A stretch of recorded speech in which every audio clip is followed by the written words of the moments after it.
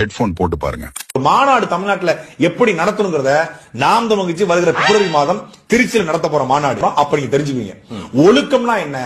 சரி, இவனுக்கு ஒழுக்கம் என்னன்னு இப்ப பாத்துருவோம். ஏன் செல்போன் எடுத்து பாரு, உங்களை ஓத்தவங்கம்மான்னு பேசுறதா இருக்கு. பிரபாகரன் இருந்த புகைப்படம் வந்து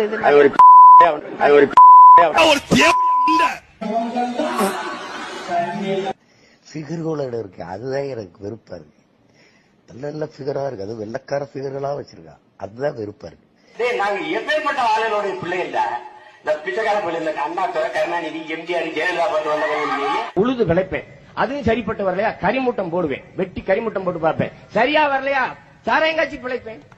பிறந்தவன எல்லாம் சீனி தண்ணி சக்கரை தண்ணி எல்லாம் சேர்ந்து வைப்பாங்க. எனக்கு சாராயம் தான் தொட்டு வச்சுட்டாங்க.